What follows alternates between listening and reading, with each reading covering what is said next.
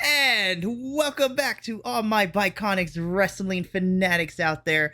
And welcome in what is our official pay-per-view review special.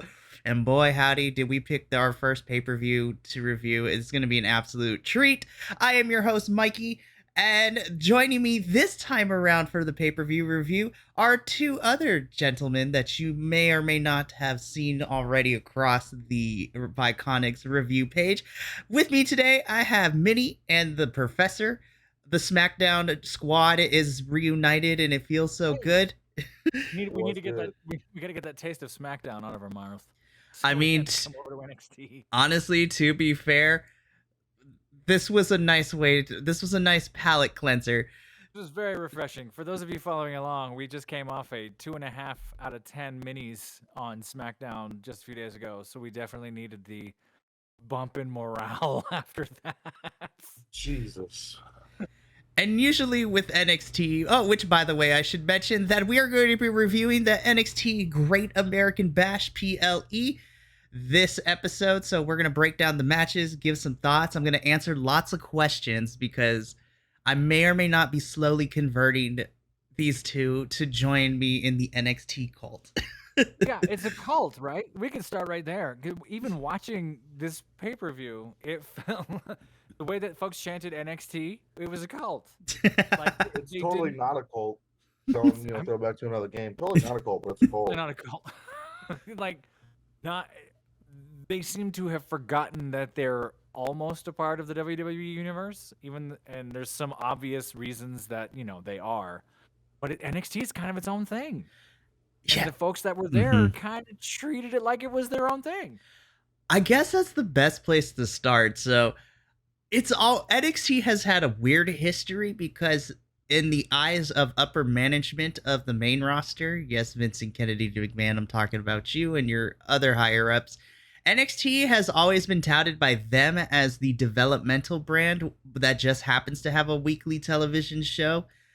But thanks to the work of Triple H when he was in charge with it, and now Shawn Michaels and Road Dogg, who are currently holding down the fort there, NXT is slowly getting back to where it was during the black and gold era as not just developmental, but a third brand for WWE. And I'm going to be biased as all hell because upper management has done everything they can to keep NXT just developmental, like gutting the roster after the draft, which forced Shawn Michaels and Road Dogg to figure out how they continue to build storylines when you take a majority of your major players that have been a part of the major storylines the last year or so. And there's still enough talent down there where they were able to pull it off.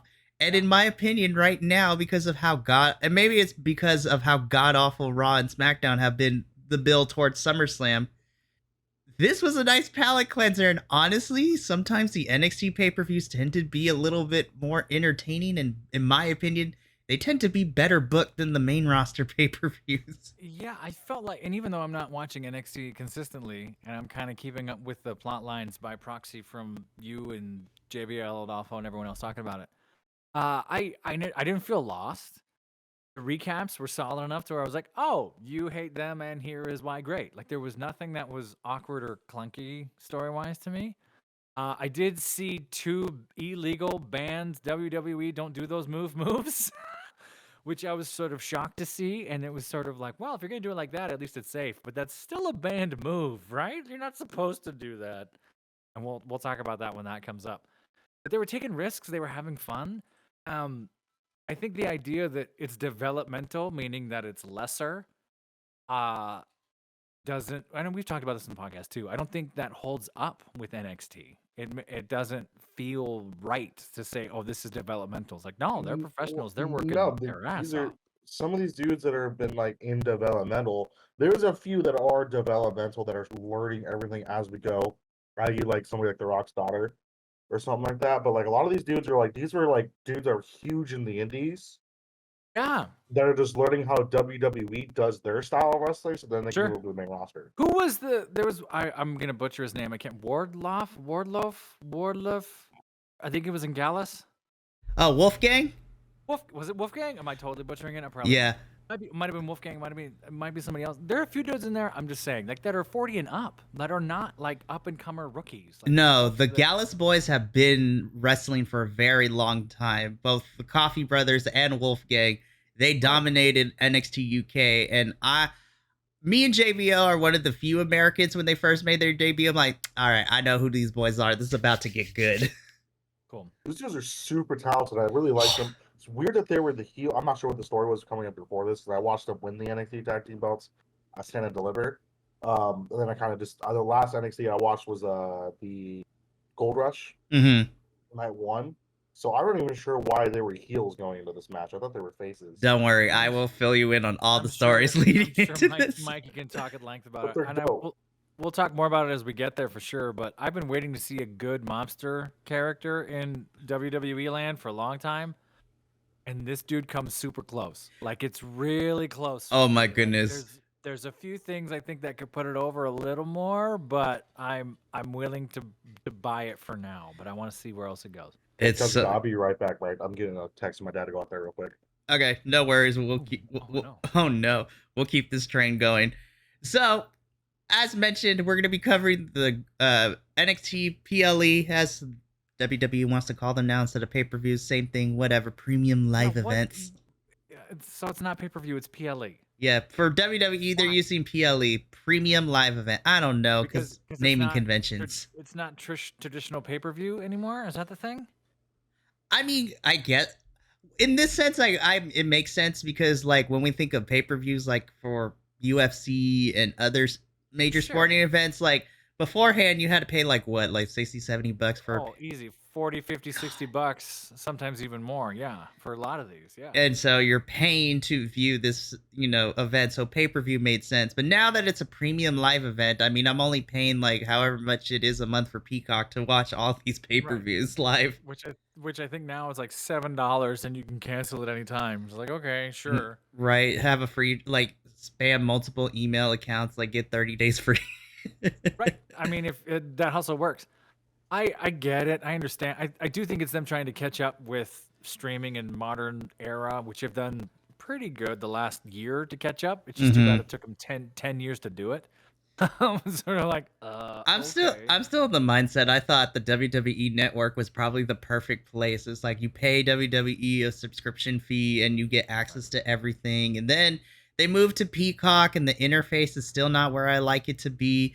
Peacock, I know that you don't watch this, but in the off chance that you do, we need to fix this live situation when we're watching from the beginning while it's currently going live, and then when the live feed ends, you boot everybody out, and then I gotta wait like 20 minutes to start it up back again. We need to talk about that. Happens to me every single time.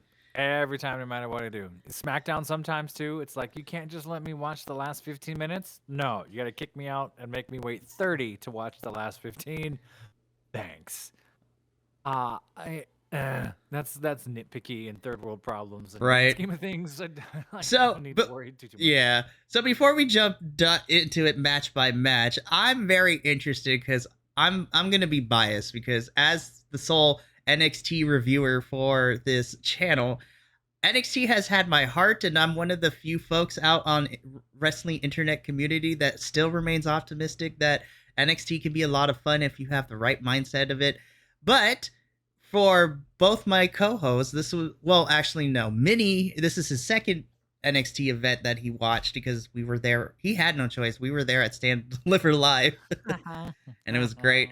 But I want to hear your thoughts, Professor. This was really your first real, like, from beginning to end sit down with the NXT event. So, So what? there's a Yeah. So yeah, what are your thoughts? there's a few things that I think NXT is always going to do better just by watching this PLE compared to SmackDown and other stuff. NXT not traveling as much kind of benefits them in the sense that they can take risks and sort of be at home where they live to heal up or whatever else like that. So I get it. But some of the bigger moves, the riskier things that NXT was able to do and pull off and cleanly, it told me that either they had a shit ton of time to rehearse or they were just that good on the fly with each other, which was ridiculous impressive. And I don't know, and I've watched one or two NXT actual shows, And it seems like their promos are just tighter and faster. And if it's not working, they cut to the chase. Or if they don't like it, they hack it down so it's 30, 45 seconds. We don't have the Roman Reigns, it takes me 10 minutes to enter the ring thing. We don't have the this is a weird promo, let's make an awkward pause at the end thing. So although they need work on the acting and setup and some of that, and they're getting it, it runs fast. You don't have time to think about, oh, that didn't work. Let's go to the next thing. We're already on to the next thing. So it's action, action, action, which is great. We're not sitting in it.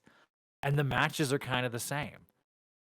Even the one or two, I don't want to say botch because it wasn't a botch, one or two moments where it didn't go as planned and things were kind of weird, there was no hiccup.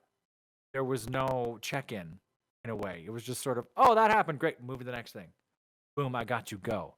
They weren't dwelling on it, which was really like veteran style wrestling. But I think in SmackDown in particular, because that's what I've been watching, it tends to be a moment where something doesn't work. Let's sit here and look at each other for 30 seconds. And then let's remember where we're supposed to be. And now let's go to the next thing, right? There's a little more of a shift in cadence, I want to say. So, but if you're a SmackDown, you're touring, you're in a different town every few days, you're beating yourself up in other ways. So you got to stay fresh and take care of yourself so you can't take risks the same way an NXT wrestler might. That's just a big broad thing. On the surface, they want it. They love it. They need it.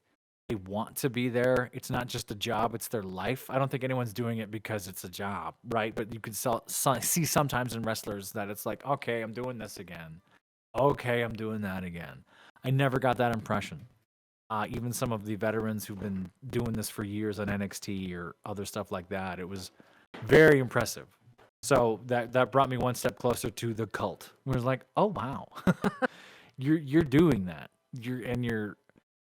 They weren't overselling things. There was a lot of genuine moments, if that makes sense.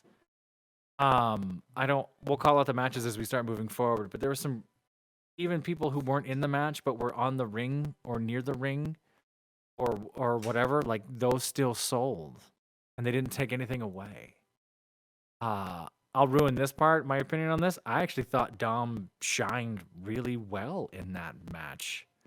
And maybe Dom needed to not be on Raw and SmackDown but go down to NXT just to work with folks who are as hungry as he might be, might have a similar skill set than he does, because the three of them together, Dom brought out the best in the two of them, and Mustafa Ali and Wesley are amazing.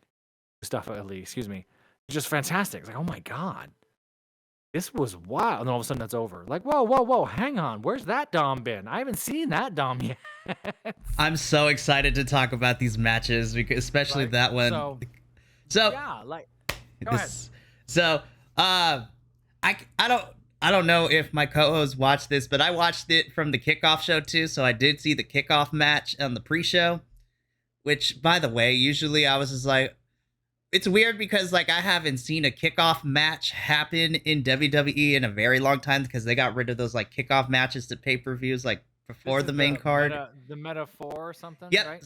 So the kickoff match was kickoff match was Nathan Frazier, Dragon Lee, Yulisa Leon, and Valentina Feroz taking on Metaphor, which is the team of Noam Dar, Oro Mensah, Shikari Jackson, and Lash Legend. Lord have mercy, this was such a quick-paced kickoff match, and everyone got their stuff in. It was intense. Yeah, Nathan, I looked away for a second, and 10 things happened. And I this is genuine. I was like, oh, look, this match is going. I looked away, and then I rewound it, and it was like half the match went. I was like, oh my god, there's so much stuff here. I was just like, oh my goodness. Man, Nathan Frazier and Dragon Lee were definitely the standouts, but I also want to like give props to Oro Mensah too, because that man is a great worker. All the men were phenomenal this match, and even the women, because the women are all still developing and they're still practicing, but even I was proud of all of them too. I'm like, you guys, this is good. Yeah. So are they all so who's new and who's a veteran out of these? So the funny do you know? So the funny thing is that everyone's been in WWE for at least a year or two, but to kind of point it out, all the men are established wrestlers. They've been wrestling for years now. So Nathan, Dragon Lee, obviously, is big time luchador in Mexico. Sure, Nathan, absolutely. Nathan, Noam, and Oro are big time in the UK wrestling scene. So all of them have already been established as now they just are in WWE. Nathan, Noam Dar, and Oro Mensah all came from NXT UK because that's where they were until it shut down. And then they moved to the States and now are part of the US NXT.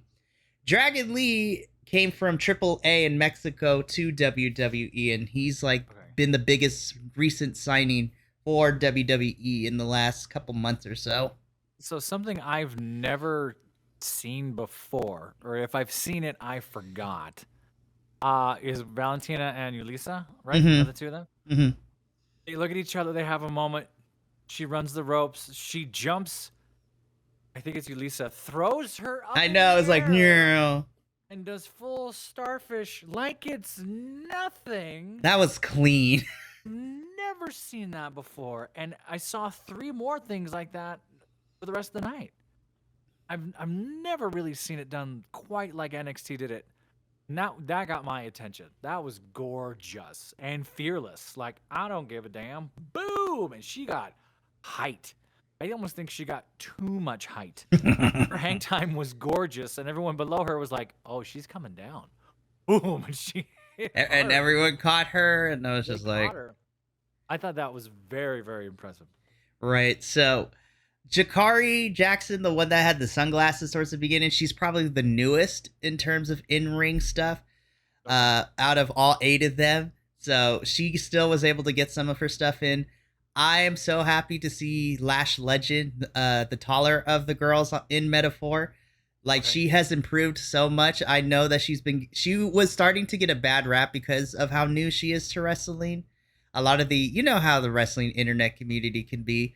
Like, she was getting so much hate, and people were calling her unsafe, and like everyone thought this is Nia Jax 2.0, and I was just like, that's not fair. So I'm just happy to see her that she's improved so much because she did take some time off television. She's been working, and it's starting to show. This was a phenomenal, fun match to watch, and I'm like, damn. I'm like, I kind of wanted this to be on the main card. This would have been a great opener. It was very interesting. I mean, all these, anyone that is a pre-show or post show or some of these when you're kind of in this bookended place, it's really hard, I think, as a performer. At least pre-show or kickoff, like you're starting the thing, and you hope people are watching. It felt more like a house show thing, right? It sort of was like, this is the match before we go live thing, but we just happened to air it this time.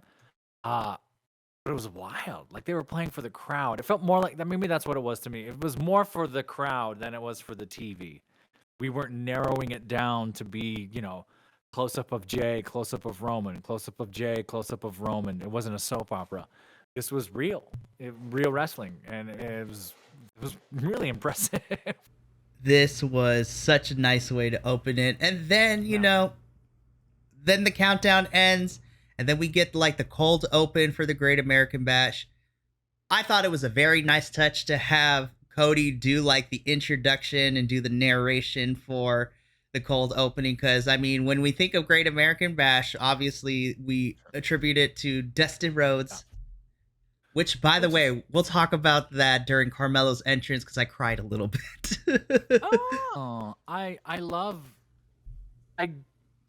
I love that Cody has leaned in on the family angle again. I know it kind of ruined his first few stints in wrestling, and his older brother helping but not helping with the whole Rhodes thing and what do we do with Cody thing. And there's a lot to talk about. I'm really interested to watch that American Nightmare documentary. I think I already know some of the opinions that are in it, but we'll see what they are. I love that if you're gonna talk family, go full Vin Diesel family. If you're gonna talk family in wrestling, you really gotta have a sense of nostalgia and respect for it, but you also have to make it accessible, if that makes sense. It's not just, my family who does this thing and we're the which I'm gonna get some heat for this. I'm gonna say this. Sometimes the Hart family, it comes off too much like royalty. It comes too much off as, well, we know better than you. And now it's almost like I have to have penance to you to, it doesn't feel like the common man. And that's a horrible thing to say. And that's not exactly how I'm trying to phrase this, walk this line carefully. But there's this sense of, it's got to be about us though. And you make community with that. And then Cody Rhodes is doing his damnedest to make it feel that way. And I think it's working. And he's genuine about it, right? Oh, for sure. Like, Yeah. I'm one of the few people. I'm happy. I liked Cody at AEW, but I'm also happy that he's back in WWE. I mean, granted, no, I'm happy he's in WWE because he wants to do things differently this time around. And so far, I've enjoyed his run. But just like most of the main roster, booking needs to be better because everybody's getting dicked around, so to speak. So I heard, and I don't want to wax too poetic on this because we have a whole PLE to talk about. I heard Freddie Prinze on the Chris Van Vliet. Chris Van Vliet. Van Vliet, thank you. His name. Sorry, I'm bad with names, folks. It's all good. Did you hear the interview where Freddie Prinze was talking to him about it? I heard bits and pieces. Yeah, I was like, ooh. Something interesting he said was like he heard from a friend of his who was a WWE insider, and he can't say who it was. And Freddie Prinze was apparently sort of venting about it. And he said, well, I'll tell you what if it's the inverse? What if it's Triple H saying, why don't we reinvent your dad's Hard Times storyline? And it just gets harder and harder and harder for you and harder for you and takes longer for you and harder for you. So then you actually have to fight all these adversity things. I think some of that could be true. I hope it's not I want to say the Hard Times Dusty Rhodes thing was like 3 or 4 years. Like it was a long, long time. Dusty Rhodes never made it. So I think that could be possible, but it makes me root for him even more. But it also in 2023 gets me angry that I'm seeing this guy get shafted over and over and over. Hey, That's me. I'm back. Truth. What did I miss? Where are we at? So we just got done talking about the pre-show match. Oh, I didn't even see that match. Perfect. Cool. Yeah, but so it's nice to see Cody do the narration for the cold opening, and then we get into the PLE proper with our opening match for the NXT Tag Team Championships. We have the Gaules Boys, who at the beginning of this match were your current champions, taking on the Family, which is made up of Tony D'Angelo and Lorenzo Stacks Channing. God, this story was so stupid. The build to this was so stupid, but stupid in the most campy way possible, and I was here for it. It's one of those. This is so stupid. I love it. Exactly. We had interrogations. We had prison sentences. We had potentially double crossing people. We had moles. Like it was the. It was like the Judgment Day storyline almost. It was so cheesy, the build to this, but it was so good and cheesy in the best way. This is what I meant. I feel like it needed just a little more production, and I would have been all in on it. Honestly, that's probably NXT in general. Honestly, this was Tony D'Angelo's stint in prison was better than Dominic Mysterio's stint in prison. Like, absolutely, this was so much better. Dom was there for 6 hours and acted like he was in county. No, I wanted a little more out of it. I wanted just a little more production and story and being in prison. If you're going to sell being in prison, for those of us who know the inside and the backside of the door, if you know what I mean. That's a different podcast. That's a different podcast. If you know that world and what that is, which I'm not pretending I do, but I know hints, you got to be all in on it. And it just still came off a little sticky to me at times. Which is, I don't know. We had a glitch. It just came off. Come on, Craig. It just came off a little off to me. It's like, you could just give me a little bit more, and I'm gonna buy it. It's so close, but I love that there's a mafioso storyline in wrestling in general. I think there should have been one a long time ago. We just never did. And if this is as close as we get to a solid one, I buy it. Yeah, it's fun. Yeah, the build to this was stupid, but in the best way possible. Okay, so what I also appreciate about NXT is the special, it doesn't take 10-minute entrances for these pay-per-views, because first we get the Family coming out with adding rats into their entrance now because they're playing up that there were rats in the family and the Gallus boys are rats and whatever. So then they come out.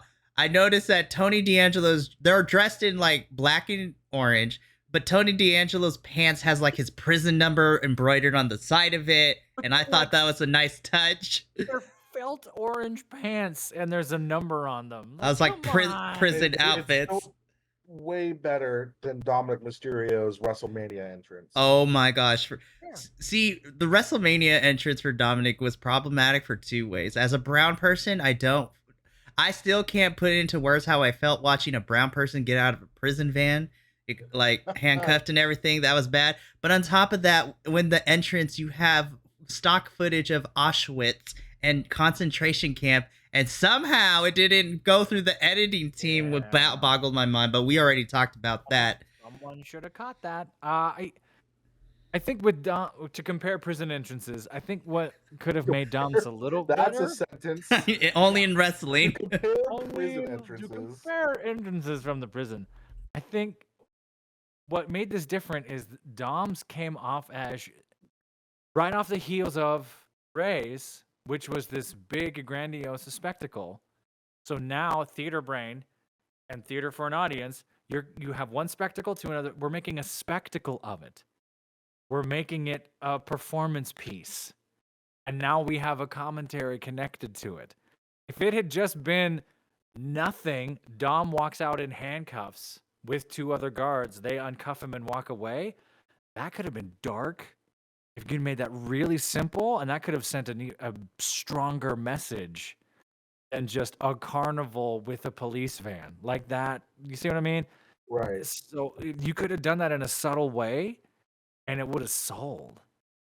But that's they don't have performance studies or theater directors doing WWE. They should. Go, yeah, let's do that. Let's go. But that's my take. But so the family comes out. Tony D'Angelo's prison number on his pants was a nice touch. And then we get this somewhat special entrance where the Gallus boys are doing their thing before they come out down the ramp. They're wearing rugby jerseys, which was a nice touch. Like, hey, Gallus boys, how we doing? Listen, we are the Biconics for a reason. I will ogle my men and women wrestlers if I'm honest with my it. Everyone has a weakness, and for some of us, it's a rugby uniform. Mine is mommy. Yes. And mine is mommy.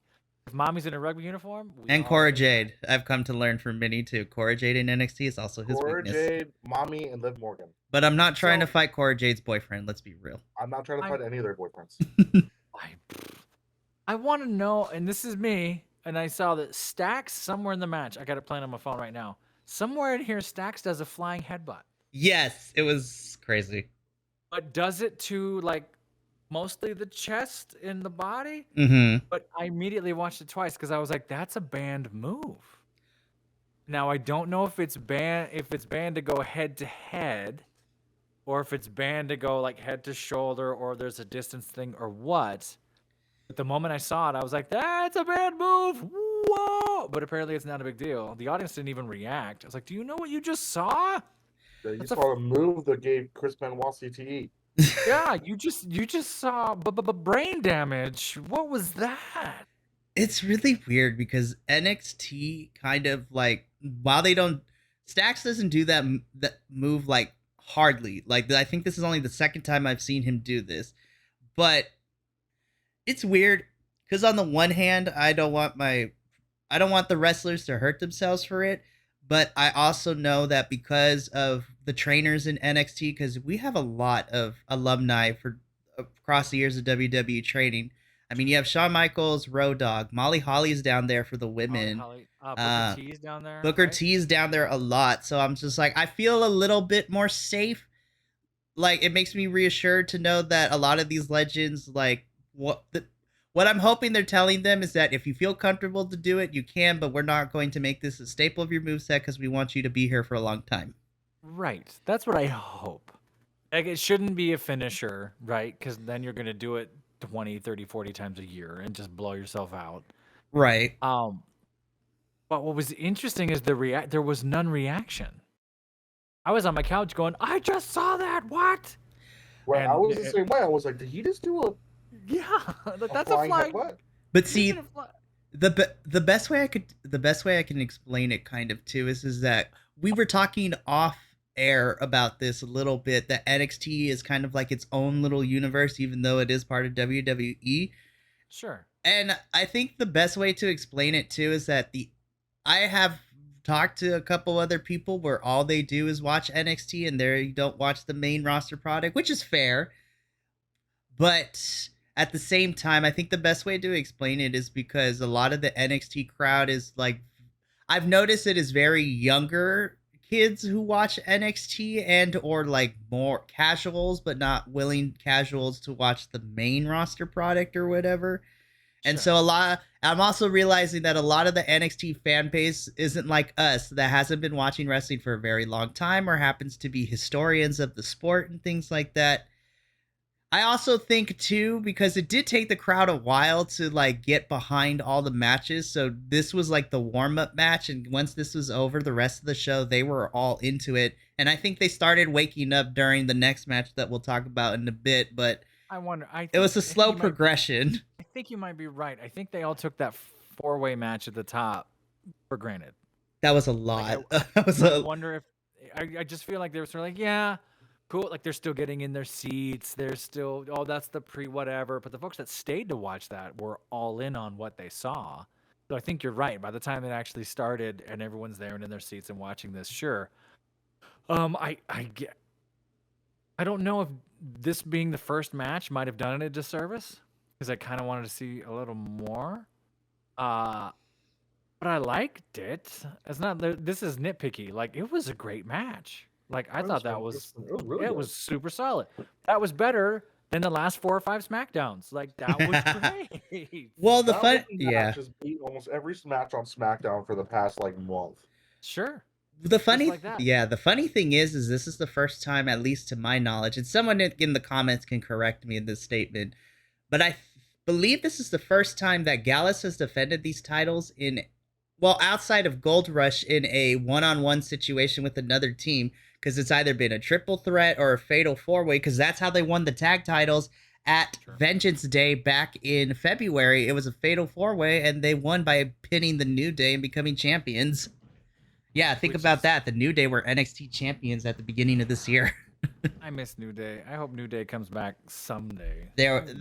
I think they will be eventually. But the finishing sequence to this match, Tony and Stax grab Wolfgang and hit the bada bing, bada boom. That I've come to learn that is what the finisher is called, and I love it. Great name. Bada bing, bada boom, pin for the 1, 2, 3, and the family, the D'Angelo family, is your new NXT Tag Team Champions.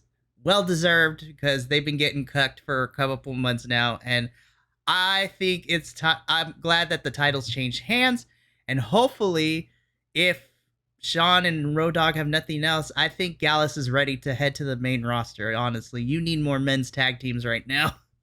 So moving on to the next match, I just double checked my work because I wanted to know for sure before I made this joke. Not that it's a joke. It's not a joke. I'm not trying to make a joke. I wrote first thing in my notes, Roxanne Perez is hella short. No, she really be that tiny. And I went, no way. She can't be that. I just did the homework. I just dug it up. 5'1". Yep, she's the same height as Alexa Bliss. 5'1". And I saw her walk out there and I was like, wait a minute.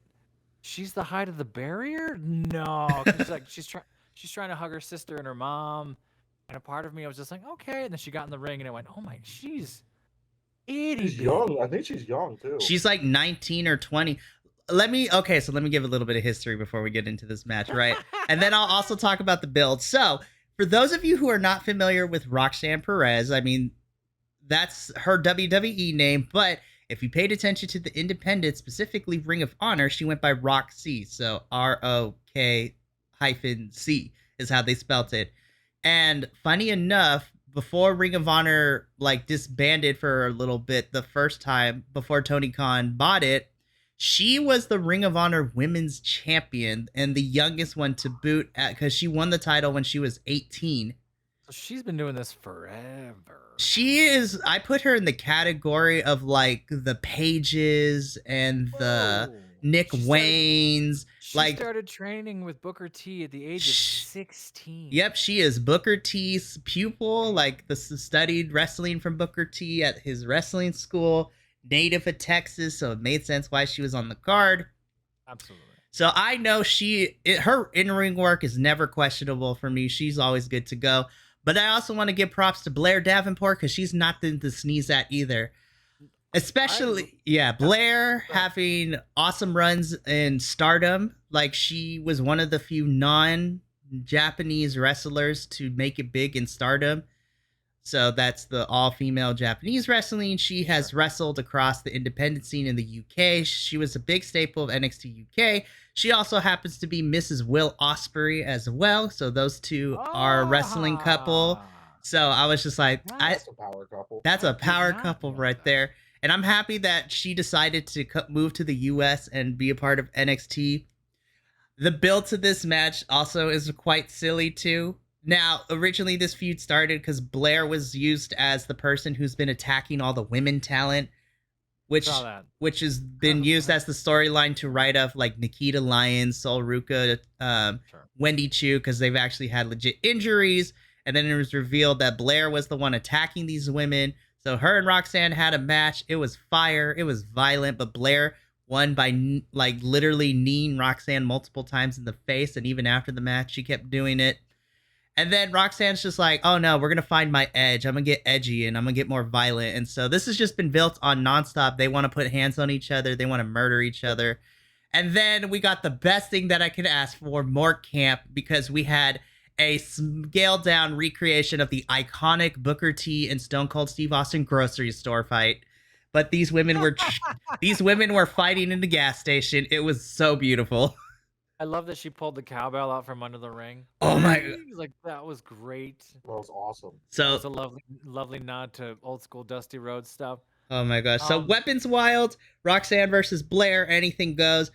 You know, for a match where WWE, they can't really bleed because that's part of their rule set when they had these wild matches. I thought this was phenomenal. Like you said, Professor, I loved when she took out the cowbell and just whacked Blair across the face with it. Got the fucking, what is it? The branding iron. Yes, in the trash can. That was great. I have a mixed feelings about having the family ringside. Sometimes it works for me, sometimes it doesn't. This one started to work for me. I just don't think that we got sort of the payoff of having the family ringside. Mom did okay. The sister, sister was like, sister either is the best actor ever or she's legit traumatized.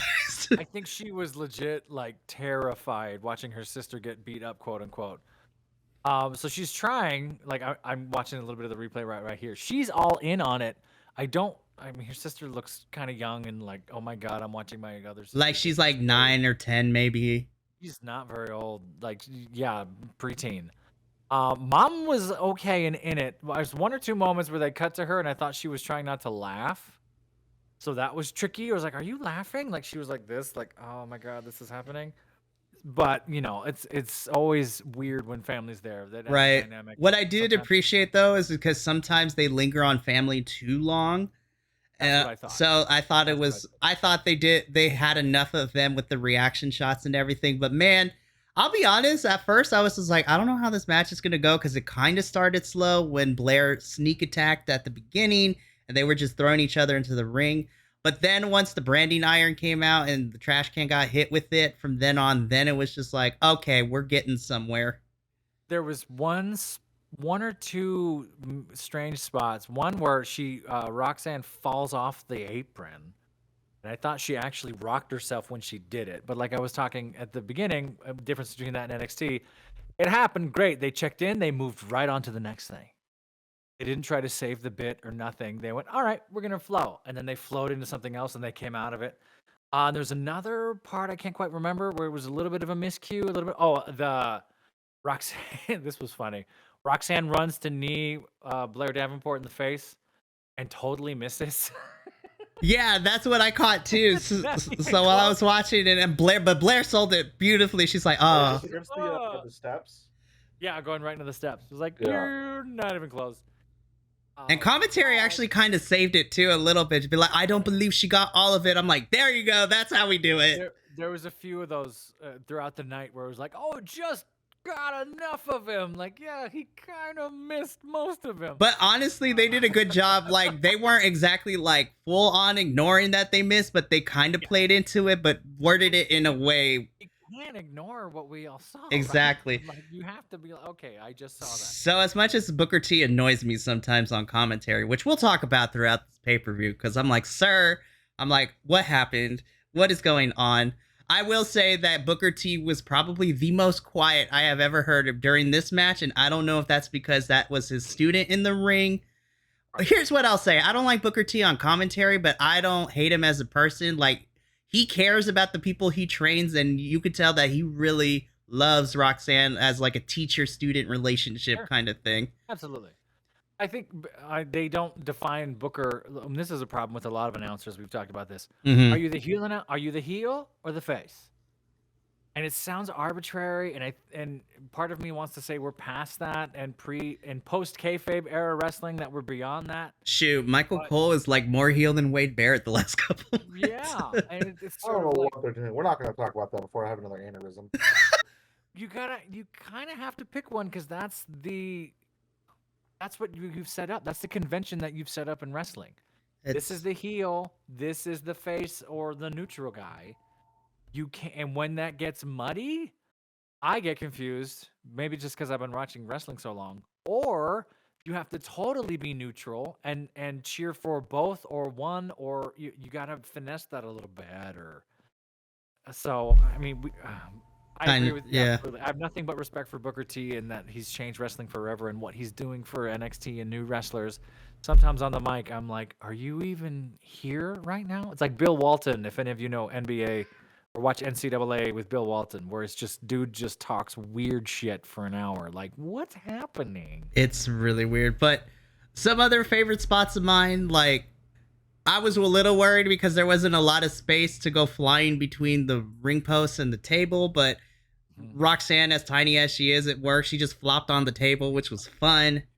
It was adorable. It was just this little wee. It's literally like flying squirrels, like wee. It was just no height, no nothing. Just a straight flop, and I'm like, sometimes like that, it works.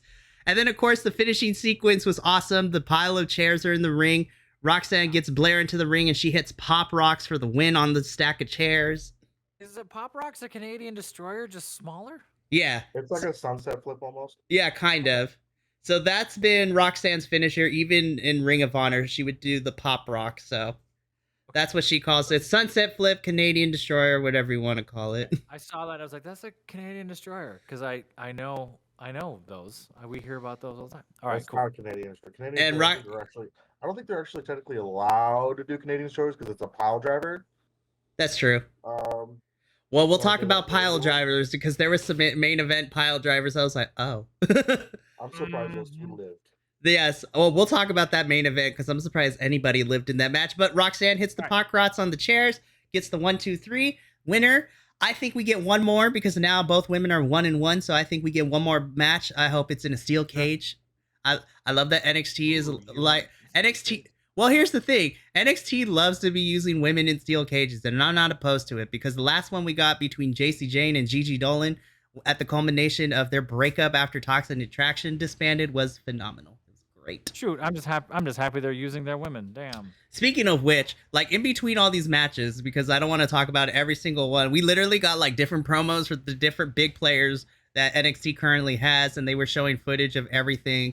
So in between, sprinkled in these matches, we got like we got video packages for Cora Jade, Braun Breaker, Carmelo Hayes, Tiffany Stratton, like all these people be like, hey, you should watch Tuesdays, and you know what? You should. You know what? You should. I will say during the kickoff, what annoyed me is we got like a 10-minute Charlotte Flair video package, and I'm like, why? Yeah. It's because she's pretty and everybody likes Charlotte Flair. I guess. I mean, I don't hate her, but I absolutely respect Charlotte Flair. I just don't like she gets title opportunities when she comes back. See, and it seems like she's a really super nice, sweet, and supportive person from some things I was reading, which I hope is true.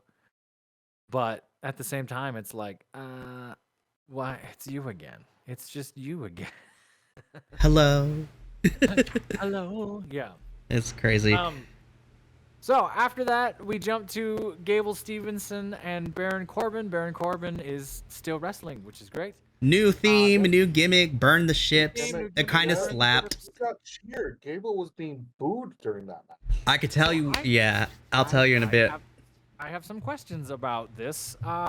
This is Gable Stevenson's first match, correct? Like Ever? his first official one, because the last couple of weeks he's been kind of like training. So also I want to shout out because Gable has been with Eddie Thorpe in NXT for the last couple of weeks. Which, by the way, hey Eddie, we love you. Honestly, I love you, Eddie, for representing Native American wrestlers and two-spirited people. Love it. I'm glad that you're actually Native American and not a product of WWE trying to get away with slightly racist stuff and calling it diversity. But you are Native American, two-spirit, love the gimmick, love your thing. Killed it in that NXT Underground match where you just beat the living tar out of Damon Kemp. It was crazy. But yeah, so in this capacity, this is Gable's like debut match ever, like in WWE and in NXT, because he's been kind of like the valet for Eddie for the last couple of weeks. So I love when Olympic wrestlers get involved in wrestling, or collegiate wrestlers, Like actual collegiate wrestling. actual wrestlers, Gold amateur medalists, might I add. folks that know how to move in the ring and do these things. I had no issues with the physicality of this match. I think Baron Corbin did a lot of work to make Stevenson look good. Baron Corbin is still a fantastic wrestler, even though cardboard on the mic, and I still don't understand. Fantastic heel. I love Burn the Ships. Great. Lone Wolf. There's an alpha thing out there, which I'm sure you all know, where it's sort of like, yeah, I'm a lone wolf. Yeah. And that kind of drives me nuts. So I see a little bit of that. So I'm trying to ignore that. The only thing that got me was Stevenson's got to learn to sell a little bit. Got to relax his face. Got to calm down a little. Physicality is there. In fact, I even wrote in my notes, there's a few things in here that are a little too athletic. He jumped a little too far off the turnbuckle. He threw a little too much into this suplex and that suplex. You ran a little too fast around the thing. So just tone it down a little. Don't go faster than you can feel or the faster than you can control. And I think he'll really tune into that. Yeah, at first I was taken aback because, in my brain, I've been trained to boo Baron and to cheer for Gable because, heel face dynamic. This was not the case. Baron was getting cheered, Gable was getting booed, and I wonder if Gable getting booed may have something to do with the allegations that have surrounded him, like last year, but nothing came of it, to my knowledge. What are they booing for? So I don't know any of this. So Gable has been signed with WWE for the last, I want to say, year and a half, 2 years, and I thought he would make his debut sooner, but he hasn't been on television and he's just been training. I think he was. Now, this is just a conspiracy theory, and I say allegedly in order to protect us from getting in trouble from legal places, but allegedly Gable had some accusations of some misconduct of the sexual nature, supposedly. With WWE people or just in general? Just in general, and this started coming out as soon as it was announced that he was signed. Now, to my knowledge, nothing has come of it. He hasn't been charged of anything. I haven't heard anything else about this. So it may have been settled in a private manner. It may have been dropped. I don't know all this information. What I do know is that some wrestling fans have still held on to that. And of course, when people get in trouble like that, even if due process is done and things like that, socially, consciously, people won't let that go. So it makes a lot of So allegedly, so people will never change their minds. So allegedly, that's why I think people were booing him, because I'm like, I like Gable. I think he's cool, and it was smart for NXT to pair him with Eddie, who is over as a babyface right now. So it was interesting, and I know wrestling fans can be weird. You want them to hate the heel, but they will take the event and the crowd, and they'll just be a weird crowd.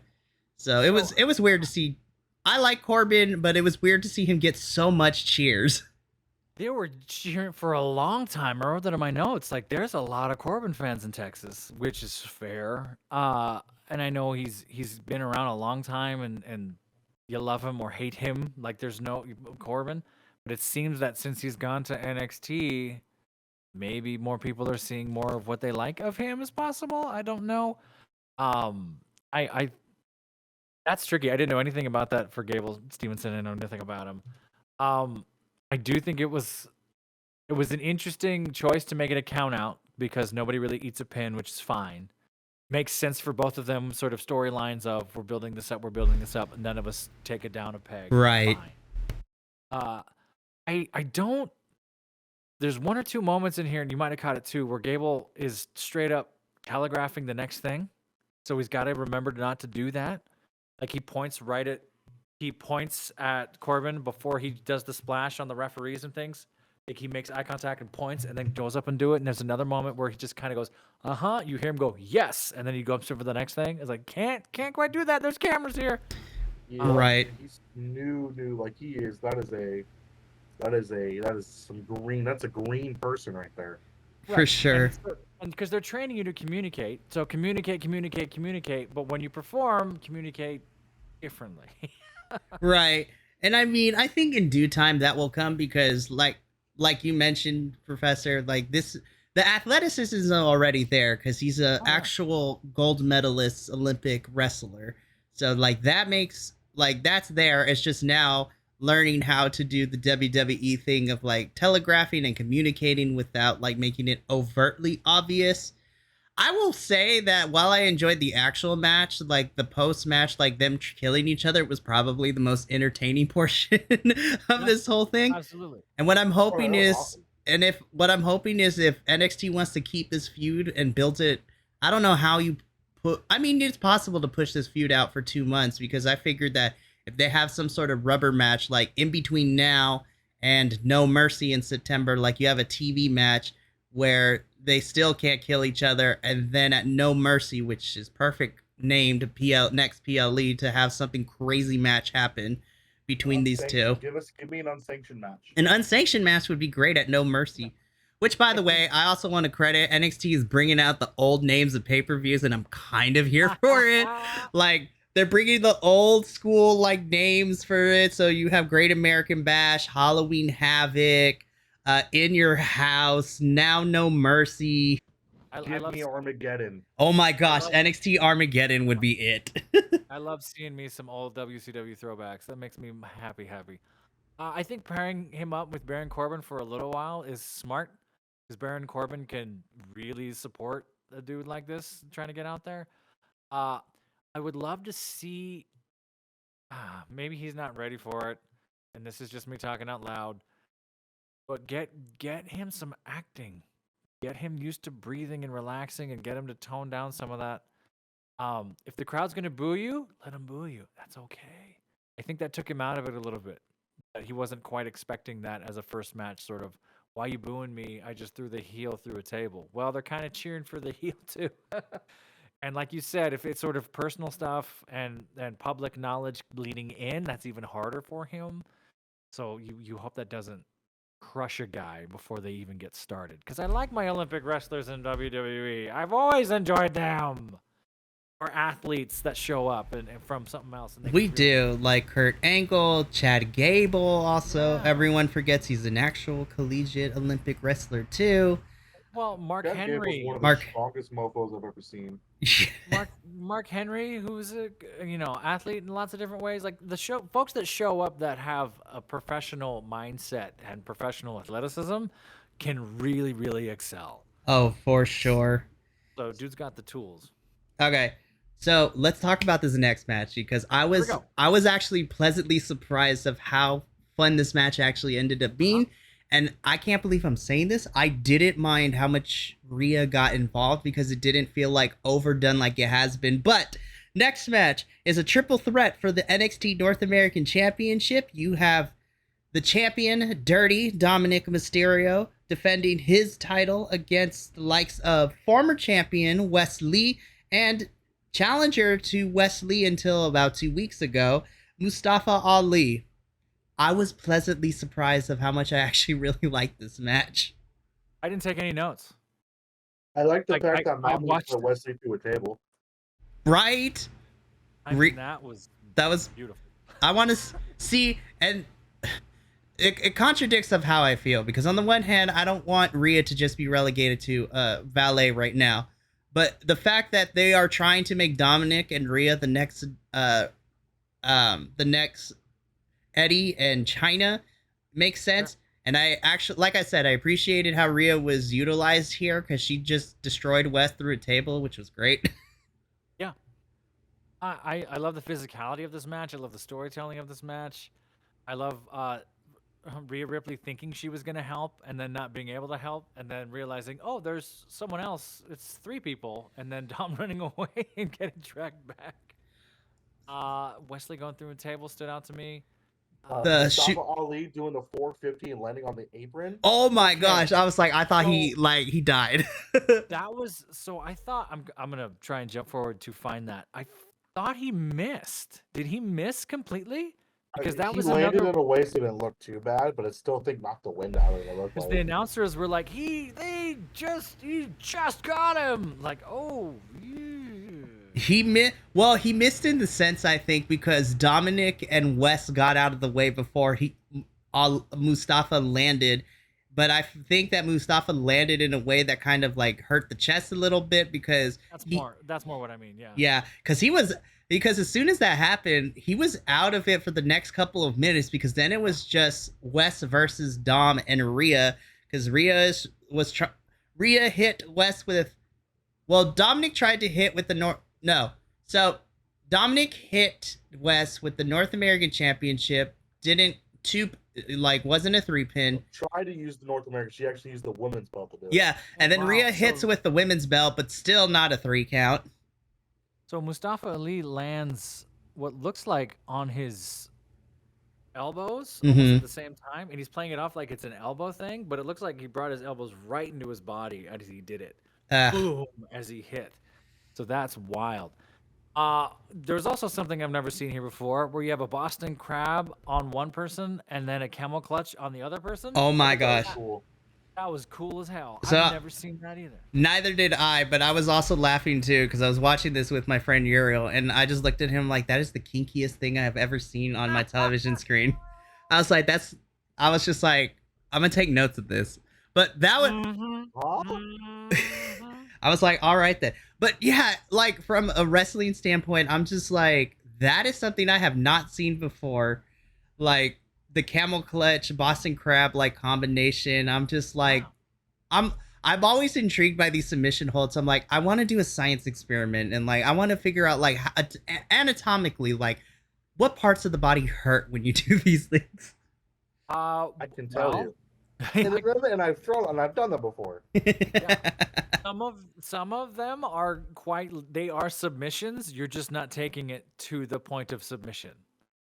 Particularly Boston Crab and some of that other stuff, which we'll talk about in the next match, I think, where it's sort of like what happens when a Boston Crab goes wrong. Yeah, which that's the danger of some of this stuff. It's like, yeah, these are real moves. I'm just not doing it until the point where I like crush you. Wesley got hops, by the way. Wesley jumps over, does that half, like not even a full rotation flip, I don't think. It's almost a half jump. Right. Over Rhea Ripley and the thing lands on his feet to hit Dom. That was gorgeous. Here's like, I will forever today, like Wesley has become one of my favorites. You know, I always liked him in the faction scene, because prior to coming to NXT, so Wesley's story really quickly, he and his tag team partner, Zachary Wentz, they were in Impact for a bit, and they were teamed with Trey Miguel, and they were known as the Rascals, like this really heely kind of trolly faction in Impact, which, by the way, Zachary Wentz is now in Impact, reunited with Trey, so the Rascals are reunited in Impact right now, but you can check my Impact review for that.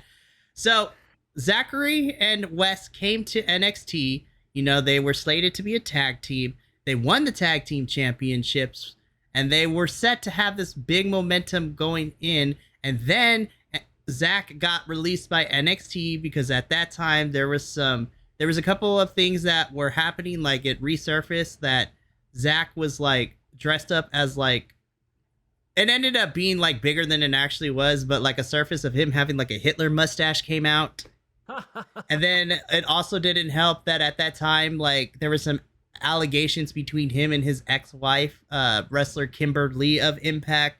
And so NXT let him go, and they stripped Wes and Zach of the titles after he got released. And so Wes was like Wes was getting jobbed out for a little bit. Sure. Which I don't think was fair. But then Shawn Michaels was like, no, we're going to build this kid up to a single stars. Started getting a couple of wins, won the NXT North American Championship last October at Halloween Havoc, and has held that title since, until he lost it to Dominic like 2 weeks ago on NXT. Wow. Wes is by far my favorite NXT North American champion, my favorite NXT wrestler right now.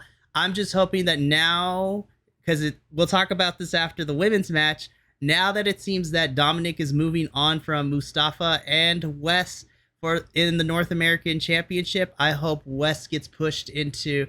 Give me Wes versus Carmelo. Yeah, Wes versus Carmelo is a match I need to see at some point. Sure. And you and I were texting back and forth because I was asking you questions about Wesley, and I thought, I think Wesley deserves a spotlight. I do agree with you. The more that I think about it, that I don't want Vince McMahon anywhere near his career right now.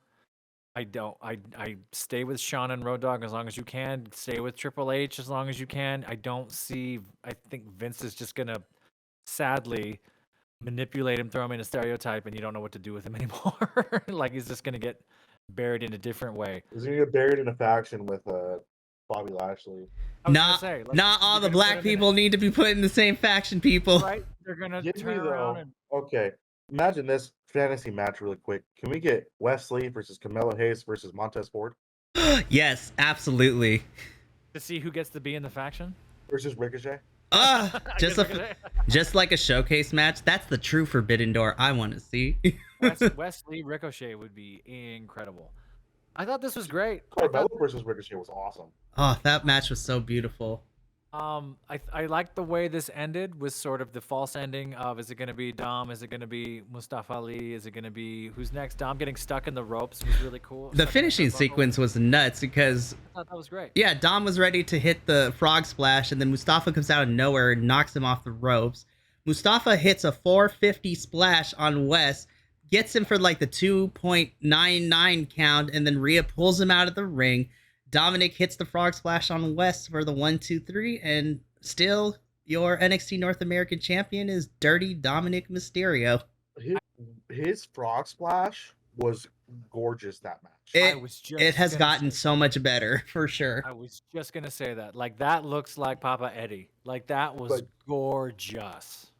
The funny thing is, like, I think Dominic threw like 4 moves that whole match. Oh, probably. Yeah. Probably. Like I said, I was pleasantly surprised by this match, and I think, while I still don't, I mean, we're supposed to not like that Dominic is the NXT champion, because I'm like, the prestige that has come with that title and the people who have held it, and then Dominic has it, treating it like not, like the storyline of him like not treating the NXT North American Championship with prestige, and he has such an ego about it, actually kind of works. And so I got over the fact that he's currently having it, because if the way that he continues to have matches where it's literally by sheer luck and sometimes Rhea Ripley interfering that he's still champion, like if it's not overdone, I am, like it was in this match, I am completely okay with him holding it for a bit.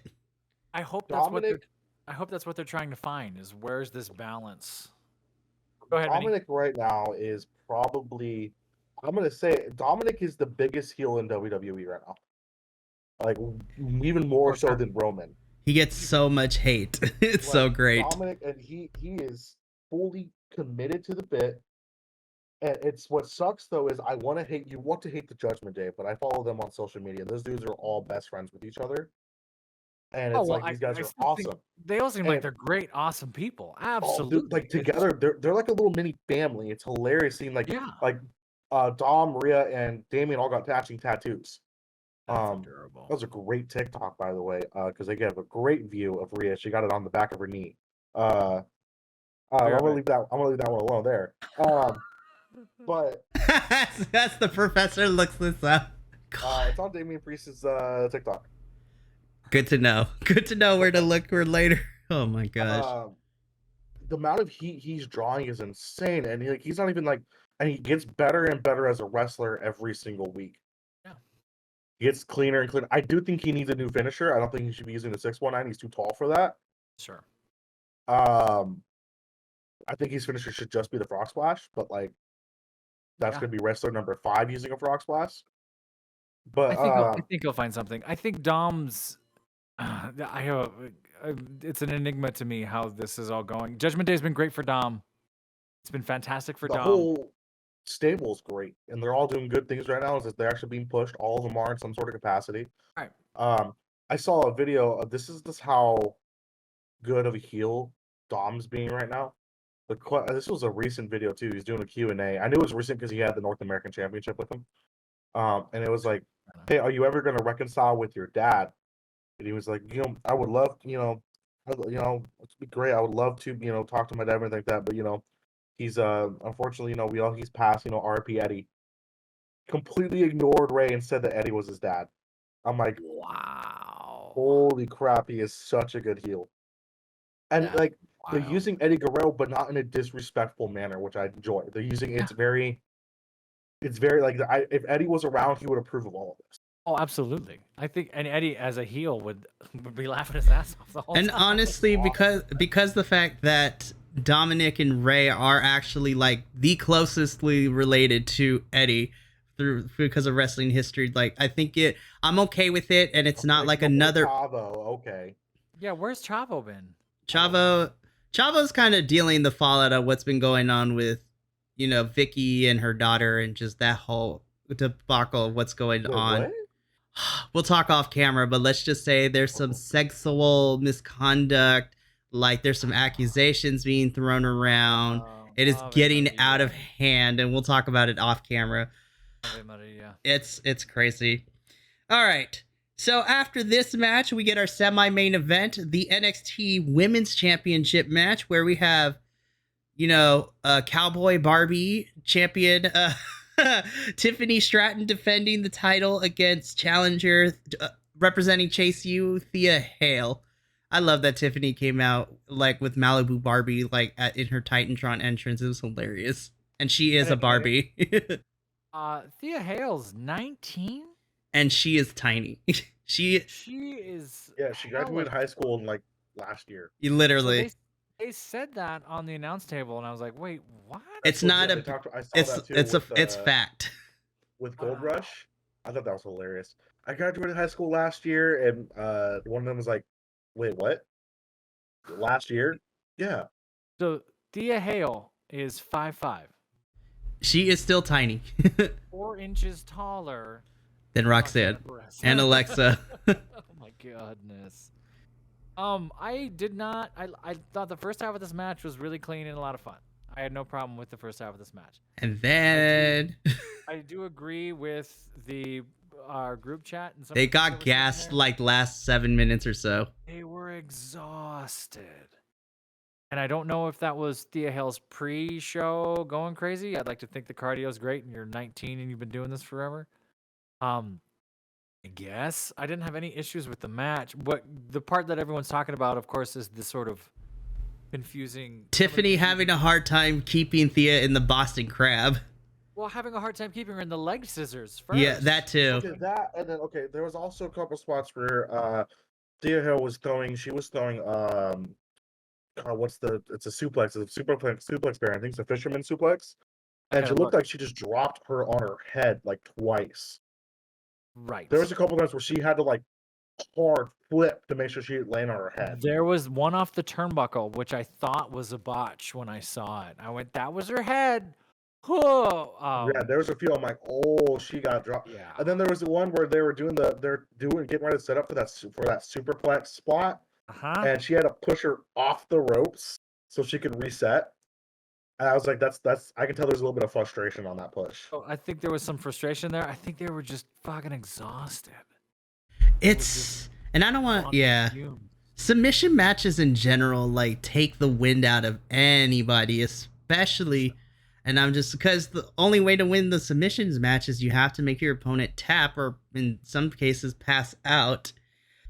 Like, yeah, the first, like, I want to say 75% of this match was actually really stellar. And I loved seeing, like, in the character, Tiffany getting frustrated because, like, the first 5 minutes, Tiffany's going for the pin, and the ref's like, this is a submissions match. And she's like, Or But grabbing the ropes. I was like, this is submission. It doesn't help, man. It's also crazy though. Like she was throwing like she threw a surfboard.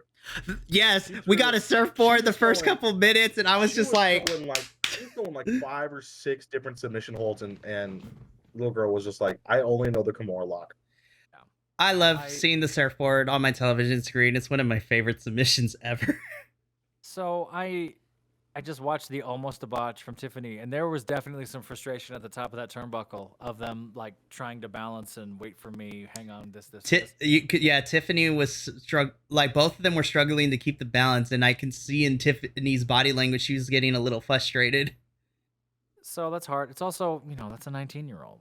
I'm not excusing that, but it's like that's someone who's 19. Both her and wasn't that like her 3rd or 4th actual match?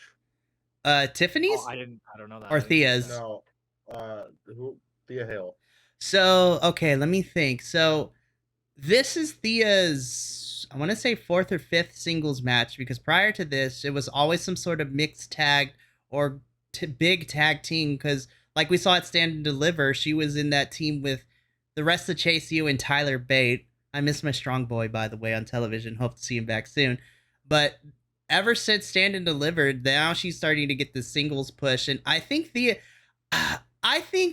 energy, I will say between the two of them, from what I've seen, I think Thea's endurance is better, because I blame the last 2 minutes. You could tell Tiffany was gassed, and I'm only assuming, so allegedly, I don't think Tiffany's endurance is quite there yet, but I think with time, I think the more that she trains and she just has endurance training, because she's doing a lot of really big athletic moves, and she's so good at the athletic. I don't care what nobody says. I think Tiffany has the best moonsault in WWE, even better than Charlotte's, in my opinion. Like that is so clean. Moonsault was gorgeous. I'm gonna one up you on it though. Wolfgang's. Yes. Wolfgang's moonsault is actually really great too. Gorgeous for a man his size. That is true. But I think women wise, in my opinion, I think Tiffany has the best moonsault off the top ever. The form is clean, but it also helps too because Tiffany comes from a cheerleading and a gymnastics background, so it makes sense that this is second nature to her. Cool flippy athletic stuff, but she needs to get that endurance just like up like 1 or 2 more levels, and I think she'll be there. I think I'm gonna wonder conspiracy theory on this because she's in that Boston Crab at the end of this match. Mm-hmm. I'm trying to time this out and watch, but it looks like it's almost 4 minutes. It's a long time. I might be inaccurate if I'm wrong. Right, and she's trying to pull without letting go. She's trying to pull Thea into the middle of the ring and everything. All of this, and then at one point, of course, you're exhausted. And I do agree with our compatriot JVL, who thinks it's nails, trying to get the grip on nails and not being able to grip anything, and then trying to pull the leg back. Then it goes to a single leg. Okay, fine. Was there a miscue on when to throw in the towel? So let's talk about this because this is my thought is that it was supposed to happen way sooner, and that this was a communication. Now that I'm watching it for the 3rd time, then I'm like, okay, this looks like it was supposed to be thrown after 60 seconds at the most, and it just keeps going. So I'm wondering if there was a cue that was missed, or if there was a safety word that was dropped. Something got a little off here. So, I mean, here's the thing. I want to say overall, I still enjoyed this match, but the ending kind of took me out a little bit. Now, to speak on what you're talking about, I don't want to say it's necessarily like a miscommunications per se, but I think because Tiffany was having a hard time keeping the Boston Crab when it was. So of all 4 of them that were there, Andre Chase is the veteran because he's been wrestling for like 20 plus years or something like that anyways. So it makes sense that Andre be the one to throw in the towel for Thea. So I think Andre was probably waiting to have Tiffany do what needed to be done for a little bit, but because Tiffany was struggling so much, I feel that Andre just kept waiting, and then he waited longer and longer, and then once he's like, okay. So two things he could have happened. Because Tiffany was struggling, he's like, okay, so I'm going to find something, I'll find a way or whatever to throw it in because Tiffany's having a hard time. Or actually, that's probably what it was, is that maybe Andre was waiting and he's like, all right, so Tiffany's struggling, but the now seems to be the perfect amount of time to throw in the towel. Right. What I wished would have happened instead, because I know the Boston Crab, you're facing away from your opponent when you're putting them in. I would have loved if like Tiffany turned Thea the opposite way and Tiffany was facing Andre. It's like, you better throw in the towel. I'm good. I could do this all day. I could do this all day. It's like, sure. If she did something like that, it's like, I'm going to break her leg if you don't, because she's not going to tap. It's like, you need to throw it in, otherwise I'm breaking her leg. That would be interesting. I don't mind Thea Hale screaming like she was at all. Like I thought that was okay. But you're right. Yeah. I think that would have been way more theatrical if it was her calling him out like, I'm going to kill her. Throw in the towel. Yeah. Be the mean girl. Like, that's what Tiffany's character is. She's the mean girl. To be honest, the match was great into the last, like, minute and a half. Yeah. 2 minutes of the match. It's just them getting gas. It's just getting tired. But the match was great overall. They're both incredibly talented, super athletic. They both play their characters really, really well. I like Thea Hell's just this tiny little golden retriever puppy that goes nuts.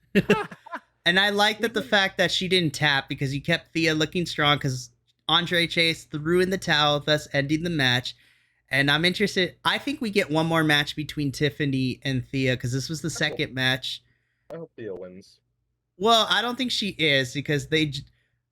By the way, for the listening audience and for my co-hosts, if you want, go watch the match between Tiffany and Lyra Valkyria at Battleground because they were fighting for the vacant NXT Women's Champion. Because Tiffany has only had the title for 2 months, I don't think they're going to put it on anybody else anytime soon, but I would like to see one more match between Thea and Tiffany, and then... No Mercy would be fun, but even before then, because then I'm trying to figure out... There's a couple of women I could think of, I think, are ready for Tiffany out. Well, when she comes back. But overall, this was a fun match. The ending kind of took the wind out of the sails a little bit, but I still could give props to both Thea and Tiffany for putting on a good match. Yeah. Even this being sort of a meh ending to a good match is still kind of better than the last 2 months of women's wrestling I've watched. I don't know, man. I will say I do enjoy Becky versus Zoe, but like we don't even know what we're doing with this match. I'm like, is Becky and Trish happening at SummerSlam? Is it not like what's happening? So, between AEW Dynamite and between SmackDown women's matches for the last 2 months. And Raw, very much prefer what I saw on NXT just the other night. Honestly, it's, yeah. So this is where the backstage segment comes in, right? So we talked about this off air, but after, Tiffany standing tall and we got more promos, and the constant reminders be like, SummerSlam, this Saturday. I'm excited. I'm excited to see Brock and Cody be done with. I'm like, I don't want no more. This is stupid. And I'm tired of seeing... The only matches they really advertised during those, like, in between commercials was Tribal Combat and then Cody versus Brock. I'm like, damn. I was like, they fucked up the booking of this pay-per-view. Oh, yeah. They have to know by now. But they have to feel it by now. So the only backstage segment that was important during this PLE is that we see our team of Nathan Frazier, Dragon Lee, Lisa Leon, and Valentina Feroz, like they're congratulating each other. I also appreciate that they all changed out of the wrestling gear and are in actual clothing now. I love the continuity because, like, I'm like, you had your match at the beginning. That was like 2.5 hours ago. Why are you still in your wrestling gear? Time ago. But it tells you, it wasn't just pre-taped. Right. It wasn't just the show, right? So exactly. So, Dragon Lee says goodbye. They part ways. Dragon Lee is walking down the hallway and he runs into who? Mommy and Dirty Dom. So Did somebody catch Rhea saying Batman? Yes, she said Bat. What? She said she oh, called look at this. We have Batman. want to be Rey Mysterio, and it was like, oh, and then Rhea goes Batman. I'm so mad that the mic didn't pick it up louder because that was hilarious, but I caught it. But so Dragon Lee goes runs into Rhea and Dominic, and so Dragon Lee is just like, well, congratulations on the championship, and then Dominic, being the egotistical maniac he is, he's like, I made this title relevant. I'm the one that made the Mysterio name relevant. My dad is the deadbeat and whatnot. And Dragon Lee is just like, okay, I was just like, cool your jets. You're not the greatest thing since sliced bread. We need to respect our elders and our legends. Rey Mysterio paved the way for all of us, including me, to be here. And Dominic's like, well, of course you would like Rey, because Rey has done everything to pave the way for people like you and who look like Rey. And I'm just like, God damn, kid. I was like, holy shit, way to shit on luchadors. And so then, Dragon Lee talks in Spanish. Dominic says, it's like, whatever. And then it's just like, oh, yo, mommy. It's like, oye, mommy, let's go. And then they leave. So this goes into, I think our next feud is for the NXT North American Championship. I think it's Dominic versus Dragon Lee for a bit, which I'm here for. Dragon Lee's a great hand to work with. I mean, come on, man. He AAA tag team champion, almost dying in AAA a lot of the time, working with the likes of El Hijo and Phoenix and Penta in AEW. Like, this is going to be fire. Just give me luchador shit is what I want. Yeah, that's where it's going to go. Honest, Absolutely. Ooh, if they do the storyline of Dominic just shitting on the legacy of luchadors, would be so great as a heel move. You get a lot of angry luchador fans. You get a lot of people. So I'm excited for this. All right, kids, strap in because we're about to gush with this main event match because Jesus Christ, you guys. Like, this was an instant classic for the NXT Championship. You have Carmelo Hayes defending his title against Ilya Dragunov. I want to talk about the entrance of Carmelo because ever since Stand and Deliver, I love the banner entrances that Carmelo's doing for, all the PLEs and for his matches and things like that. But I cried a little bit during this one because the banners drop and it's just audio of Dusty saying like the phrases. And I'm like, oh my God, my wrestling heart. I'm crying over here. They've done a really great homage to Dusty Rhodes and how important he was to up and coming wrestlers in general. And he was working, I don't want to say NXT, but he was working developmental stuff in WWE for a long time. Dusty was such a big part of the early Black and Gold brand, and people forget that while he was alive, I thought he was. So if you remember during the early days of Roman versus Cody, Roman was saying like that he was like a dad to me too. Except, I actually accomplished things. They I do remember that. Yeah, Dusty. Yeah, he was during like the height of like Seth, Roman, Big E, the really big Black and Gold when it was like better than SmackDown level Black and Gold. I mean that wasn't too hard, but still. That wasn't terrible. I will say 2015, like 2016 SmackDown was kind of goated though, but that's a different conversation. It was Dusty and Triple H were like, those are my dads. Yeah.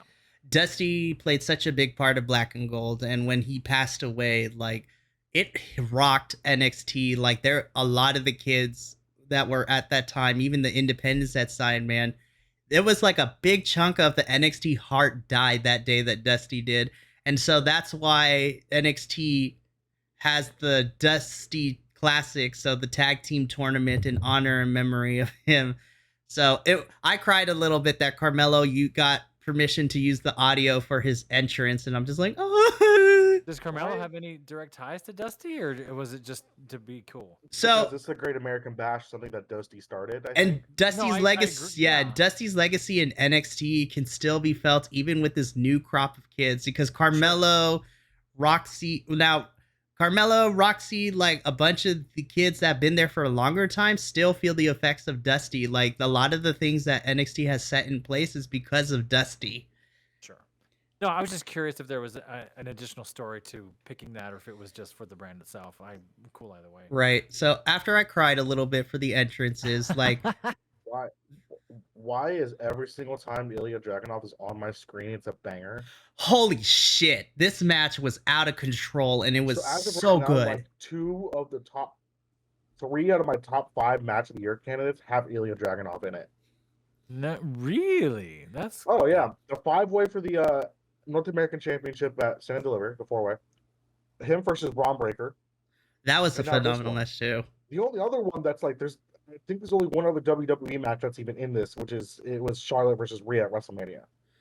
The only other one right now that's even like, I mean, right now it's like the clear winner is Will versus Kenny at Forbidden Door, but That was a sure. baller, man. I mean, it's But, like, Kenny this versus match- Will. this is a close second, or even This like, is tied gonna with it. go This was a down as an instant banger. classic for NXT Yeah. this year. Holy crap!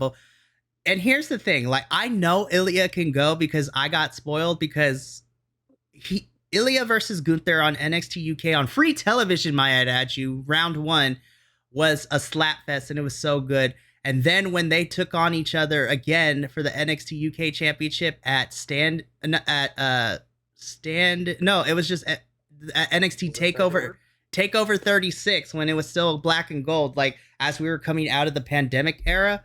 Holy fuck, they killed each other. Like there was blood, chests were red because they hit hard, and Ilya finally beat, well, at that time it wasn't Gunther, it was Walter. He was going by his actual cooler ring name. I know Ilya can go, and Ilya has been wrestling for a very long time, and I also appreciate because he's one of the few wrestlers that actually trained in the good old state of Russia. Like, he is actually from the cold, in those kind of heights, but he's also out, just as a side note, outside of the wrestling ring, he is like the sweetest dude ever. Like, he's funny, he's sweet, he's kind. Ilya is, in my opinion now, Go ahead. he is the best seller I've ever seen. Oh my god. I was just gonna say that. Like, this Which dude sold everything.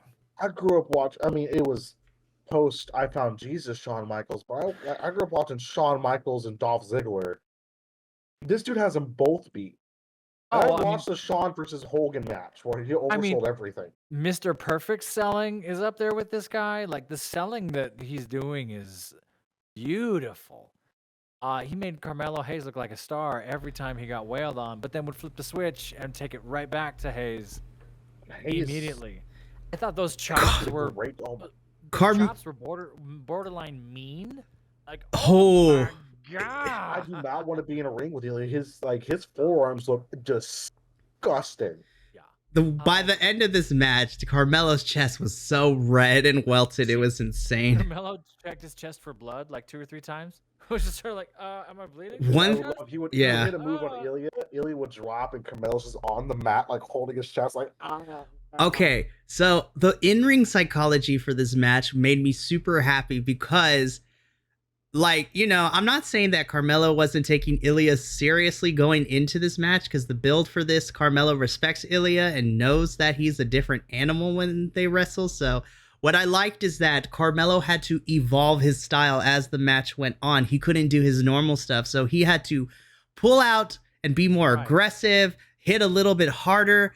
That fucking coast to coast into the first 48, like, code breaker drop, and Ilya selling the hell out of it, was my spot of the night. So high, like I think his feet cleared the top rope after he sold that move. I'm trying to find that right now because I wasn't even sure what I was looking at when that happened. I popped. This was a 40-minute long match. This match went on. This match started at an hour 40, and this was a 2-hour and 20-minute pay-per-view. Wow, it didn't feel that long to me. No, because both men went back and forth. It was so, yeah. That from Ilya trying to do the coast to coast, and Carmelo having to pull out a move I haven't seen since his debut in NXT, the first 48, and that still wasn't enough to put Ilya away. Me and Uriel were like hooting and hollering. What's it called? The 3-point shot, his actual finisher? Yeah. Yes. What's it called? Nothing but net. Yeah, it's called nothing but net. He went for the nothing but net, and Ilya just like powerbomb. Yes. He literally, yeah. Carmelo goes for the nothing but net, and Ilya seamlessly just grabs him midair and then power bombs into the floor. I'm like, oh, Carmelo died. Like, Dude, He I did. legitimately thought when he hit the jumping form when he was on the ground, I thought Ilya was gonna win. So Dragunov doing a few things, doing that, doing that kick to Carmelo Hayes while Carmelo Hayes is standing or sitting on the turnbuckle. These little things like that, where it's like, wait a minute, you must have jumped up 5 feet to throw your leg up the next 3 feet to connect. So the athleticism in here is just It's insane. Both those dudes are incredible. insane Can't say athletes. enough. the other spot I that could I watch like, that all yeah, day. the other spot that I held my chest because of how much I was hurting from watching it is that beautifully disgusting top rope senton that Ilya just dives on Carmelo. I'm like, Huh? literally yeah. just fell like a bag of rocks. Like, That bam. happens He right did- after that. He Yeah. did the coffin drop. Does he normally wrestle with the contacts in? Is that his Yes, thing? that's one of my favorite things Ilya does for big matches. Like, he'll wrestle with contact lenses in. I also want to shout out to the contact lenses for staying in place the entire match and not going wonky. That stuff scared me because those are full eye contacts. He's Those the aren't just- mad conductor, and like I love the context. It's one of like the small touches Ilya does, and he doesn't do it Those are often. one false move and you mess up your eyes forever, sort of thing. And I was very genuinely like, please don't mess up your face. And there it was into the power bomb. I just saw it. It's on my replay right now. Gorgeous. Like all this was gorgeous. It was so Like- much fun. I don't have any notes. Again, They sell so good. They're both incredibly talented. There might have been like one or two small missteps that we could have just overlooked, but like the match overall, this is. I might have started watching NXT and say screw SmackDown and Raw at this point, this was just so I can watch more Ilya. well, that was kind of my thought. Was sort of I hit a point and I was like, oh, I want to see them again. I want to see them again. Can I see them again? The So- Bloodlines got me disinterested. Can I watch that? So here's the thing. So like it's so weird because like not just even with your mid card championships in NXT, at least from my understanding, like everything as silly as the story and characters are, like of the 3 WWE shows we cover here, NXT makes the most logical sense. Like I can follow along of how we got to this match, and I was just like, it makes sense to me. I don't care how silly it is. WWE needs No, some of right. that I now. don't Every care. Yeah. Storyline is serious as hell, and there's no like gimmicky shit on any I brand think- besides NXT right now. Like Raw and Goofy- SmackDown, it's all super serious. Goofy wrestling for life, man. Goofy wrestling works if it's genuine. Give If me it's- Santino Marella stuff back. Come on. Which, by the way, Santino is killing it in Impact right now. It is crazy. Oh my gosh, that reverse DDT off the top turnbuckle is Jeez. horrifying. And then Ilya goes into this I got the shakes thing. Like, oh, it's terrifying. He's such a good seller. He's so good. It's I gotta pause The this. only spot where I legitimately thought somebody got hurt was when Carmelo did a move and then he did the Hurricane Rana into I thought he was going for like a slam, but he did it so Oh, quick.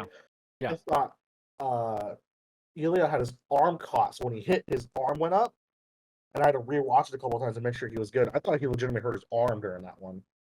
I think he but- would have. You never would have known. Probably not. That was his I chopping arm too. immediately massive, ridiculous respect after watching this. And knowing it was 40 minutes, which you're right. I'm timing it out. I was like, this was a 40-minute match. It did not feel that. I felt like, oh, it's over. Oh, that's too bad. It's like, no, John, that was 40 minutes. Every The time cr- Ilya yeah. is on my screen, he puts on a banger. Like I went back and watched NXT for the number one contendership for this match between him and Sure. Braun.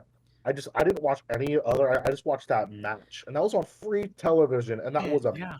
So I want, Make me go back and watch NXT. I gotta go dig up. So NXT. we'll talk about this in a little bit, but I also appreciated that my biggest fear was that Trick was going to be overly involved somehow into the finish. What I appreciated is that he wasn't even involved. Like, he grabbed the championship at first. I was like, don't give it to Carmelo to hit it. But I liked it. He's like, this is what you working for. I was like, are you a winner or are you going to fail? I need you to get up. You got to deep dig. I was like, He's a This is the face, fourth so why quarter. would he give him the belt? Trick. That's why I wasn't worried about that. All their faces. The Trick is such a great addition. The bounce off Mello, both of them are great. I love them. And then the finishing sequence happens. So like Ilya goes for like a diving kind of headbutt forearm thing combination, but Mello gets out of the way and just decks. Russian something. He called it the Russian something. Russian torpedo or something. The Russian torpedo is something like that. Did he hit the belt? No. See, I had to rewind. So I thought he dived into the belt. It looked like it, but I'm not entirely sure. I'm watching it right now. I'll tell you. I got it right at that spot. But Mello gets out of the way, and the Russian torpedo hits Trick, and Trick is laid out for the remainder. He hits the belt. Okay. That's the joke. So he's holding it up. So Trick is holding it there, like pointing at it like it's a target. Like right here, it's right here. As Dragunov comes up, and at maximum height, he turns.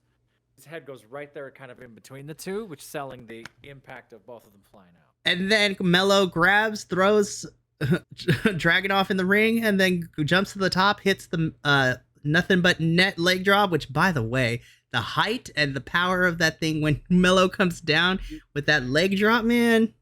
That is a cool move, but he needs to find something else for long term plan. Yeah, I don't want him to hurt himself. Leg drops. He's gonna blow out his tailbone. It's a matter. Yeah, of we time. all know, like it happens to Stone Cold, and it happened to the Hulk Hogan. He can't do leg drops as a finisher for that long. Right, and so he hits the nothing but net, pins Ilya for the 1-2-3, and still your NXT champion, Carmelo Hayes. Now that we know that Ilya hit the title, I love the fact that now we can use that little portion to continue this feud, because I want to continue to see Ilya. I've always loved Ilya, but this year has been his year. So to track the PLEs, he was phenomenal in that Fatal 5-Way for the North American Championship at Stand and Deliver. He had a baller last man standing match against Dijak at Battleground. That match was fucking phenomenal. Go watch that too. Him and Braun Breaker had such a great number one contenders match to see who would face Carmelo at the Great American Bash. And then this Ilya is just killing it. I'm so happy that he decided to stick around WWE, move to the States as part of NXT. And I'm so happy to see Road Dogg and Shawn Michaels want to push Ilya. And even in loss, he killed this match. Him and Carmelo, man. Would it be bad if he joined like Imperium? Now, see, I would love for Ilya to be a part of Imperium, and eventually, when the breakup happens or when they split or decide to go separate ways, rerun Ilya versus Gunther like that. Or do we just like him join the Brawling Brutes? Honestly, that'd be... See, the problem is Brawling... Like, maybe down the line, yes, because right now, Brawling Brutes is kind of having an identity crisis, and they're kind of in the what do we do purgatory. Because a little bit of a... It's... I still am in... have him be like a monster single star. Monster single star is fine. Like, if you want to do Pete Dunne versus Ilya for a little bit, because it looks like Pete Dunne might split off from the Brawling Brutes at some point within the next couple months, I'm fine with Pete Dunne versus Ilya. Is he Pete Dunne again, or is he still Butch? He's still Butch, but hopefully, eventually, we move him back to his Pete Dunne character. But what do we grade this thing? What is it? Oof. Okay, so let's. So do we have a different PLE, PPV? I will say, well, since we're all the SmackDown crew, let's do it out of minis. Yeah, let's do it out of minis out of 10, because all three of us are doing this, and I think out of 10 is fair. All right. Okay, I got to be objective here because I'm biased as hell. I'm gonna give it 8.5 out of 10 minis. Yeah, having never watched NXT consistently, and I may have seen like 4 episodes in a year, and then coming in on this one, this is like 8.99 out of 10 minis for me. Yeah. For someone who doesn't know any of the stories, I bought them all. I didn't watch the promos in between. That might have taken it down some here and there, sure. There was even the question marks I have aren't things that were like that took me out of it. It was still, they had the hint of nostalgia. I'm of the demographic that remembers the Great American Bash back when it started. So for me, seeing it alive again is good. Yeah, I'm right there. 8.99 out of 10 minis. Like, it's right there. I'm trying to think of what would make it a 10, but teacher brain and me, there is no 10 out of 10. Like, that must be something ridiculous special. So this is probably the highest I've rated anything. The only 10 out of 10 thing I've ever seen is WrestleMania Night 1. We can't grade WrestleMania based on Yeah. night 1. You got to go and look at night We 2. have to and that combine brings night it 2 all because the it way was a down to- 2-night experience. But brings it okay, all the way down to 5. I'm trying we to don't think. talk about Night 2. That doesn't exist. It does though. If WrestleMania Night 1 was compared to this Great American Bash, it would be a 1A, 1B, like it's right there. It's Right. All That's right. how good. Yep. We're gonna make Maybe 8.5 out Backlash- of 10 minis. This I felt the same way about Backlash as I did this one. Like I was all in on by the end of this one. Like that was a blast. And the Just think about it. the crowd like gradually got into it more and more as it went on too. This Texas crowd was actually pretty decent, and I'm proud of you. I don't say yeah. A solid, even with a solid mediocre Gable Corbin match in the middle. Like okay, I buy it. The fight after was more interesting. Okay, great. Even with that, this is still way up there. Right, like they're I don't think besides I think this night 2 of Mania, WWE at least they've been they've been decent with their PLEs, Sure. Right. especially NXT. Exactly. Great. So Rate it, Mikey. What do you say? So it's hard because I defend NXT so much here and I love it so much, but I'm trying to be objective. I'm actually gonna give this solid like 8. I'm gonna go with Minnie. I'm gonna give this an 8.5, which is nothing to sneeze at, because and it's really, really hard because NXT, I don't know what they decided to do. Even from December when they had their what's it called? I think it was Final Countdown pay-per-view or something like that in December. Like from that PLE onwards, they have just consistently for the PLEs have consistently booked great shows, and they have been solid from Vengeance Day to Stand and Deliver to Battleground, because up to this point Battleground was my favorite NXT PLE and that card was really strong. But I can definitely say with this 8.5 right now, Great American Bash is the best PLE just from top to bottom. And that's hard because Stand and Deliver was also really solid. Ooh, that's pretty impressive. Yeah. And It was a great showing. And my whole thing is I want people to stop sleeping on NXT because I want you to give it a chance. It might be goofy, it might be silly, but when we get to the PLEs, and even though the story building, I have questions sometimes, and character motivations might be a little questionable, the PLEs are always so solid, and that's what I want to see. But you know what this means is if this was so high, that means SummerSlam's gonna suck. Well, see, I try to be optimistic because we have across all the shows, all of 5 of us have voiced our opinions that SummerSlam build has been kind of doo-doo garbage. SummerSlam's gonna hurt. SummerSlam's gonna be rough. Only match I have hope for is McIntyre versus Gunther. That match is gonna fucking slap. Oh, I'm not worried about them. I'm worried about everything else. So again, we have to wait because that pay-per-view is literally in what 6 days, literally like 5-6 days. It's literally this Saturday, which by the way, I guess that brings us to our outro, which we'll discuss a little bit of what to expect this week. But that is going to conclude the SmackDown squad is now the NXT squad, I guess. I'm hoping to convince these two to watch NXT on a more regular basis, and when they can, join me for the NXT reviews. But overall, all 3 of us thought this was a great PLE for NXT. I'm actually, even though it's 2 months away, I'm excited to see what we build to No Mercy. I'm still upset that they chose Bakersfield instead of somewhere closer to me. Man, I can't believe they chose Bakersfield. The California people, if you're from Bakersfield, just get out of Bakersfield, man. Y'all know no one wants to be there. To quote John from our recording of SmackDown from yesterday, there's no God in Bakersfield. There's no God in Bakersfield. It's Kevin McCarthy on a mountain like Moses telling white people what to do. Nobody wants to be in Bakersfield. It is out of control, but I will still watch it because I got to support my NXT folks, my NXT kids, the NXT brand. So I'm excited Are we driving to Bakersfield? Are we going to Bakersfield? No, because I'm looking at WrestleMania down the line. I was just like, I have to be smarter about this because honestly, I would rather all of us be at WrestleMania than, not be there. So we're still working on it. But that is going to conclude our first official PLE pay-per-view review of NXT The Great American Bash. If you like what we do here, make sure to give us a like, share our videos, subscribe. Word of mouth is the best way to get this out.